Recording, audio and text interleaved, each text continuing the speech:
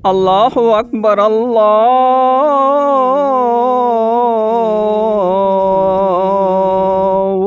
اکبر۔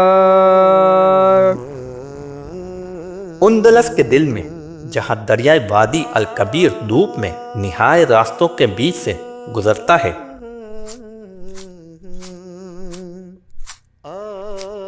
ایک ایسی عمارت کھڑی ہے جو وقت اور عقیدے کی سرحدوں کو مٹا دیتی ہے۔ قرطبہ کی مسجد کیتھیڈرل محض ایک عمارت نہیں بلکہ اسپین کی تاریخ کا زندہ ثبوت ہے۔ ایک وقت میں یہ مغربی اسلامی خلافت کا دل تھے۔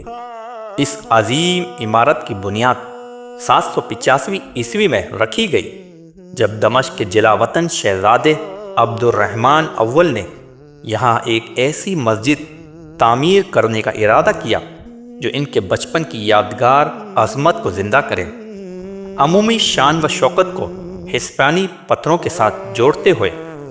صدیوں تک یہ عبادت گاہیں پھیلتی گئی، اس کے ستونوں اور محرابوں کا جنگل ایک نا ختم ہونے والے نخلستان کی مانند بڑھتا رہا۔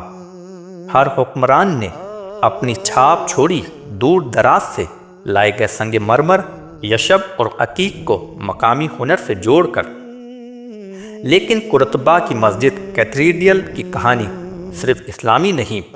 1236 میں قرطبہ کستیلیا کے بادشاہ فرڈینینڈ سوم کے قبضے میں آیا اور مسجد کو ایک مسیح کیتھیڈرل میں بدل دیا گیا، مگر فتح پانے والوں نے اس شاہکار کو گرانے کے بجائے اسے اندر سے بدلنے کا فیصلہ کیا۔ نتیجہ ایک ایسی جگہ ہے جو دنیا میں منفرد ہے۔ اسلامی محرابوں کے فریم میں مسیح قربان گاہ، قرآنی آیات کے بیچ بلند کوہتک چھٹین اور موریشی جیومیٹری کے سائے میں قائم عبادت گاہیں۔ یہ عمارت کئی زبانوں میں بولتی ہے۔ وزیگوٹ دور کی نعلدار محرابیں، بازنطینی اثرات سے مزین موزک اور بعد میں شامل ہونے والے نشاستہ ثانیہ کے عناصر۔ اس کے وسیع حال میں چلتے ہوئے روشنی اونچی کھڑکیوں سے نرمی سے اترتی ہے۔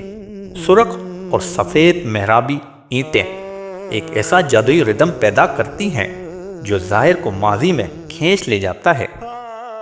محراب میں جو کبھی نمازیوں کو مکہ کی سمت متوجہ کرتا تھا، سنہری موزیک آج بھی ویسے ہی جگمگاتے ہیں جیسے 1000 برس پہلے جگمگاتے تھے۔ یہ جگہ اب بھی قدیم دعاؤں کی سرگوشیوں سے گونجتی ہے، لیکن مسیح تبدیلی بھی اتنی ہی پراسرار ہے۔ 16ویں صدی میں شامل کی جانے والی مرکزی نو بلند و بالا ہے۔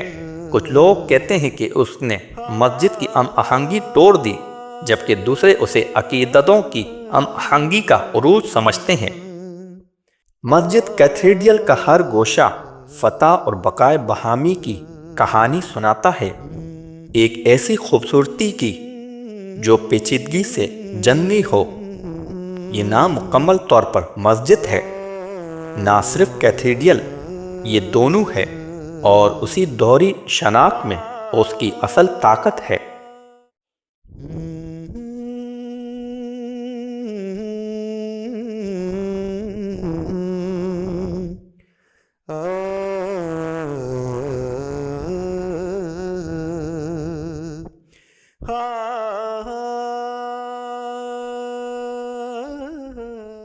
لیکن یہ یادگار صرف فن تعمیر کا شاہکار نہیں، یہ خود قرطبہ کی تاریخ کا آئینہ ہے۔ ایک شہر جو کبھی جوہر اندلس کہلاتا تھا۔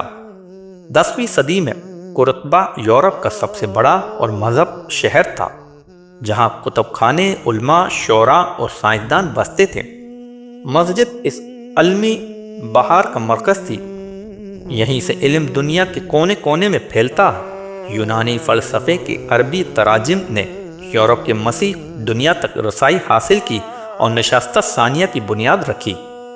مسجد کی بار بار کی جانے والی توسیع قرطبہ کی خلافت کی خوشحالی کی علامت تھی۔ ہر اضافہ ایک نیا باب تھا، مگر ہمیشہ پرانی اینٹوں سے ہم کلام۔ آج اس کی حفاظت ایک چیلنج بھی ہے اور ذمہ داری بھی۔ 1984 میں یونیسیف نے اسے عالمی ورثہ قرار دیا تاکہ اس کی تہدار تاریخ محفوظ رہ سکے۔ مگر بحثیں جاری ہیں، مسجد کیتھیڈرل کا اصل مالک کون ہے؟ قانونی طور پر یہ کیتھولک چرچ کے پاس ہے، مگر بہت سے لوگ سمجھتے ہیں کہ یہ دنیا کا مشترکہ انسانی خزانہ ہے۔ حال کی ٹھنڈی خاموشی میں یہ تنازعات کہیں دور محسوس ہوتے ہیں۔ یہاں وقت رک جاتا ہے اور گفتگو سیاست پر نہیں بلکہ انسان کی تخلیق اور ارتقاء اور حفاظت کی جبلت پر ہوتی ہے۔ زائرین یہاں صرف تصویریں لے کر نہیں جاتے، وہ ایک ایسے تجربے کے ساتھ لوٹتے ہیں جس میں انہوں نے ایک ایسی جگہ میں کھڑا ہونا محسوس کیا ہو جہاں تہذیبیں مٹی نہیں بلکہ دھل کر نئی شکل میں زندہ رہیں۔ مسجد کیتھیڈرل ماضی کی یادگار ہی نہیں، یہ یاد دہانی بھی ہے کہ تاریخ سیاہ اور سفید میں نہیں لکھی جاتی بلکہ رنگوں اور ثقافتوں کے امتزاج میں بنتی ہے۔ یہ عمارت صرف پتھر اور کچ کا مجموعہ نہیں بلکہ صدیوں کی خوف، فتوحات اور امیدوں کا مجسمہ ہے۔ ہر محراب، ہر ستون اور ہر خطبہ ماضی کی ایک خاموش کہانی سناتا ہے۔ یہاں آ کر انسان محسوس کرتا ہے کہ تہذیبیں جب ملتی ہیں تو صرف جغرافیہ نہیں بدلتا بلکہ انسان کا تصور، خوبصورتی، ایمان اور شناخت بھی نئی شکل اختیار کرتا ہے۔ قرطبہ کی مسجد کیتھیڈرل اسی تبدیلی کا روشن مینار ہے۔ اللہ اکبر، اللہ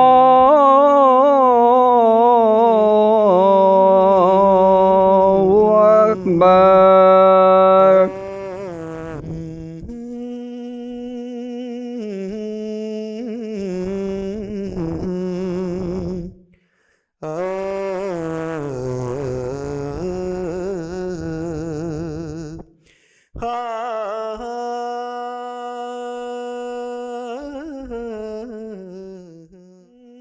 قرطبہ میں پتھر یاد رکھتے ہیں کہ ان کی دیواروں کے بیچ ماضی کی آوازیں اکٹھے بولتی ہیں، یکسانیت میں نہیں بلکہ ہم آہنگی میں۔ مسجد کیتھیڈرل انہی کی گیت ہے۔